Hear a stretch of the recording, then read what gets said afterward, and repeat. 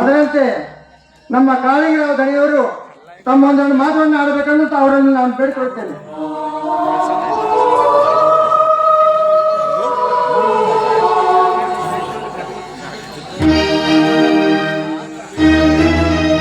ಗುರು ಬ್ರಹ್ಮ, ಗುರು ವಿಷ್ಣು, ಗುರುದೇವೋ ಮಹೇಶ್ವರ, ಗುರು ಸಾಕ್ಷಾತ್ ಪರಬ್ರಹ್ಮ, ತಸ್ಮೈ ಶ್ರೀ ಗುರುವೇ ನಮಃ. ಎಲ್ಲ ನನ್ನ ಮಕ್ಕಳ ಬಂಧುಗಳೇ, ಆತ್ಮೀಯರೇ, ಹಿರಿಯರೇ, ಕಿರಿಯರೇ, ಅಣ್ಣ ತಮ್ಮಂದಿರೇ, ಅಕ್ಕ ತಂಗಿಯಂದಿರೇ, ಇವತ್ತು ನಾನು ಮುಖ್ಯಮಂತ್ರಿ ಆಗಲು ಕಾರಣ ನೀವೇ. ಈ ನಿಮ್ಮ ಆಶೀರ್ವಾದ, ಈ ನಿಮ್ಮ ಪ್ರೋತ್ಸಾಹದಿಂದ ಇವತ್ತು ನಾನು ವಿಧಾನಸೌಧದಲ್ಲಿ ಮುಖ್ಯಮಂತ್ರಿ ಆಗಿದ್ದೇನೆ. ನಾಳೆನೇ ಬೆಂಗಳೂರಿಗೆ ಹೋಗಿ ಪ್ರಮಾಣ ವಚನ ಸ್ವೀಕಾರ ಮಾಡಬೇಕು. ನಾನು ಏನಂತ ಪ್ರಮಾಣ ವಚನ ಸ್ವೀಕಾರ ಮಾಡ್ತೀನಿ ಗೊತ್ತಾ? ಬಡವರೇ ನನ್ನ ಬಂಧುಗಳು, ದೀನ ದಲಿತರೇ ನನ್ನ ಸಹೋದರರು, ಬಡವರಿಗಾಗಿ ನನ್ನ ಪ್ರಾಣವನ್ನು ಕೊಡುತ್ತೇನೆ ಅಂತ ಸ್ವೀಕಾರ ಮಾಡ್ತೀನಿ. ಅದಕ್ಕೆಲ್ಲಕ್ಕೂ ನಿಮ್ಮ ಆಶೀರ್ವಾದ ಇರಲಿ ಅಂತ ನಾನು ಬೇಡ್ಕೊಳ್ತೀನಿ.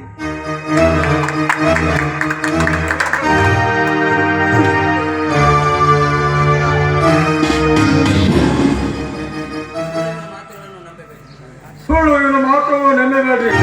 ಬಂಧುಗಳೇ, ನಾನು ಹೇಳಿದ ಮಾತು ಸಿಹಿ.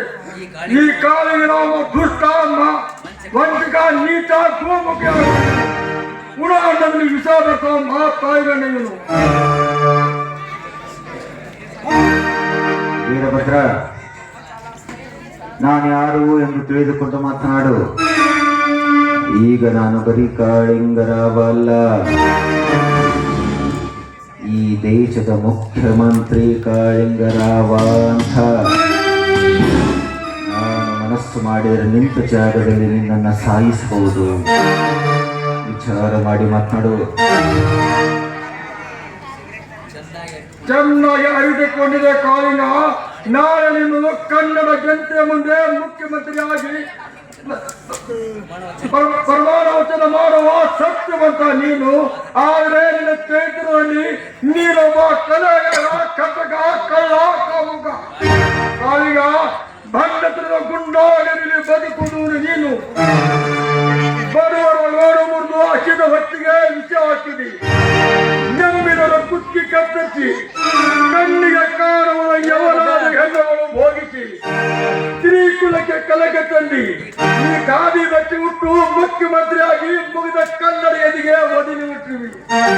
ಕಾಳಿಂಗ, ಈ ಕನ್ನಡ ನಾಡು ನೆಮ್ಮಿದರಿಗೆ ಪ್ರಾಣ ಕೊಡುವ ಪವಿತ್ರ ಬೀಡು, ಬಣ್ಣದ ಅಮೃತವನ್ನು ನೀಡುವ ಪುಣ್ಯದಲ್ಲಿ ಭಕ್ತರಾಗಿ ಬಂದವರಿಗೆ ಭಕ್ತಿ ಊಟ ಕಟ್ಟಿಸಿ ವಸ್ತುವಿನ ಕೊಟ್ಟು ಬರ ಮಾಡಿಕೊಂಡವ ಈ ಕನ್ನಡ ಮಾನವನ ಮಂದಿರಿದು. ಸೌಸಕತೆ ಸೌಜನ್ಯಲ್ಲಿ ಕನ್ನಡಿಗರ ಹೃದಯ ಹಾಲುವನ್ನು ಇಟ್ಟು ಅಮೃತವಾದ ಉಪ್ಪುಣ್ಣದ ಮನೆಗೆ ರಕ್ತ ಸುಟ್ಟು ಋಣ ಮುಟ್ಟಿದ ಮನೆಯವರಿಗೆ ಈ ಕನ್ನಡ ನಾಡು ಯಾರಿಗೆ ಕೇಳ ಬಯಸಬಾರದು, ಕೇಳಿ ಮಾಡುವುದು ಬಿಡೋಲ್ಲ.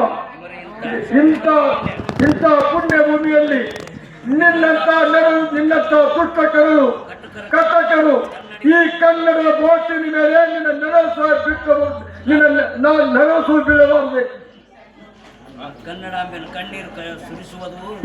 ಈ ಕನ್ನಡ ಕಣ್ಣು ನೀರು ಸುರಿಸುವು ನಿನ್ನಂತ ಕಟಕರ ಕೈಯಲ್ಲಿ ಈ ನಾಡು ಬೇಕಾಲವಾಗಿ ಕಳಂಕದ ಕತ್ತಲೆ. ಈ ನೆಲದಲ್ಲಿ ನ್ಯಾಯ, ನೀತಿ, ಧರ್ಮ, ಸತ್ಯ ಉಳಿಬೇಕಾದ್ರೆ ನಿನ್ನ ತಾವು ನೆರಸಾಗಿ ಕನ್ನಡದ ಬೋಟಿನ ಮೇಲೆ ಬೀಳಬಾರದು.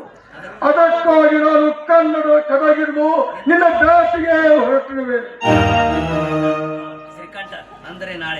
ಅಂದ್ರೆ ನಾಳೆ ಮುಖ್ಯಮಂತ್ರಿ ಆದವರಿಗೆ ಕೊಲೆ ಮಾಡ್ಬೇಕಂತ ಬಂದಿಯಾನು?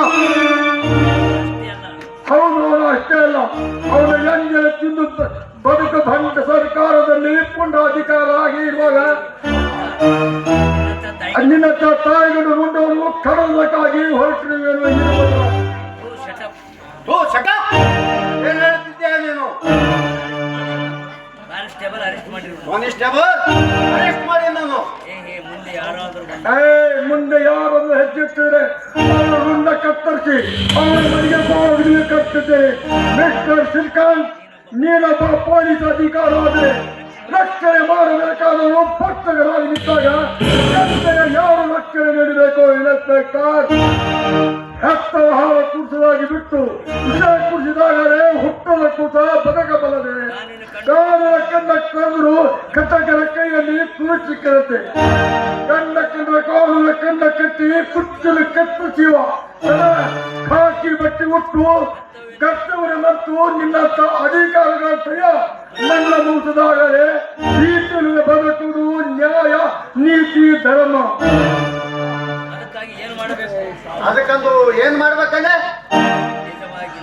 ನಿಜವಾಗಿ ನಾನು ನಮ್ಮಪ್ಪನ ಮಗನೇ ಇನ್ಸ್ಪೆಕ್ಟರ್ ಮಿನಿಸ್ಟರ್